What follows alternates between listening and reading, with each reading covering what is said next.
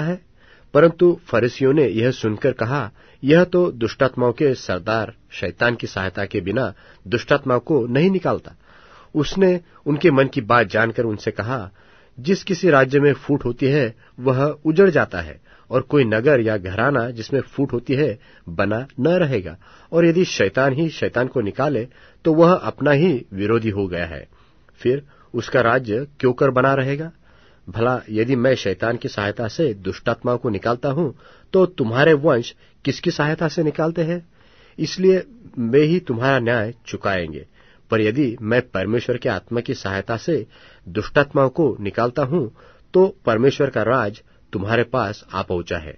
या क्यों कर कोई मनुष्य किसी बलवंत के घर में घुसकर उसका माल लूट सकता है, जब तक कि पहले उस बलवंत को न बांध ले, और तब वह उसका घर लूट लेगा। जो मेरे साथ नहीं वह मेरे विरोध में है, और जो मेरे साथ नहीं बटोरता वह बिथराता है। इसलिए मैं तुमसे कहता हूं कि मनुष्य का सब प्रकार का पाप और निंदा क्षमा की जाएगी, पर आत्मा की निंदा क्षमा न की जाएगी। जो कोई मनुष्य के पुत्र के विरोध में कोई बात कहेगा, उसका यह अपराध क्षमा किया जाएगा। परंतु जो कोई पवित्र आत्मा के विरोध में कुछ कहेगा, तो उसका अपराध न तो इस लोक में और न परलोक में क्षमा किया जाएगा। यदि पेड़ को अच्छा कहो तो उसके फल को भी अच्छा कहो, या पेड़ को निकम्मा कहो तो उसके फल को भी निकम्मा कहो, क्योंकि पेड़ फली से पहचाना जाता है। हे सांप के बच्चों, तुम बुरे होकर क्यों कर अच्छी बातें कह सकते हो? क्योंकि जो मन में भरा है वही मुंह पर आता है। भला मनुष्य मन के भले भंडार से भली बातें निकालता है, और बुरा मनुष्य बुरे भंडार से बुरी बातें निकालता है। और मैं तुमसे कहता हूं कि जो जो निकम्मी बातें मनुष्य कहेंगे, न्याय के दिन हर एक बात का लेखा देंगे। क्योंकि तू अपनी बातों के कारण निर्दोष और अपनी बातों ही के कारण दोषी ठहराया जाएगा। इस पर कितने शास्त्रियों और फरीसियों ने उससे कहा, हे गुरु, हम तुझसे एक चिन्ह देखना चाहते हैं। उसने उन्हें उत्तर दिया कि इस युग के बुरे और व्यभिचारी लोग चिन्ह ढूंढते हैं, परंतु यूनुस भविष्यवक्ता के चिन्ह को छोड़ कोई और चिन्ह उनको न दिया जाएगा।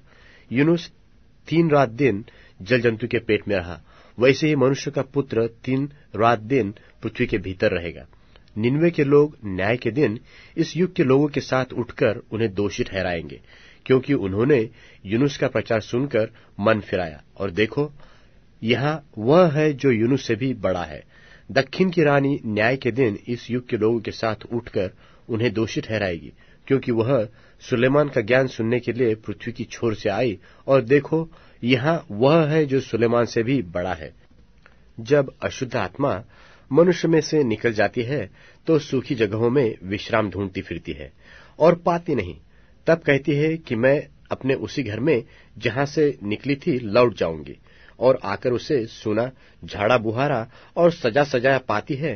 तब वह जाकर अपने से और बुरी 7 आत्माओं को अपने साथ ले आती है, और वे उसमें बैठकर वहां वास करती है, और उस मनुष्य की पिछली दशा पहले से भी बुरी हो जाती है। इस युग के बुरे लोगों की दशा भी ऐसी ही होगी। जब वह भीड़ से बातें कर ही रहा था, तो देखो, उसकी माता और भाई बाहर खड़े थे और उससे बातें करना चाहते थे। किसी ने उससे कहा, देख, तेरी माता और तेरे भाई बाहर खड़े हैं और तुझसे बातें करना चाहते हैं।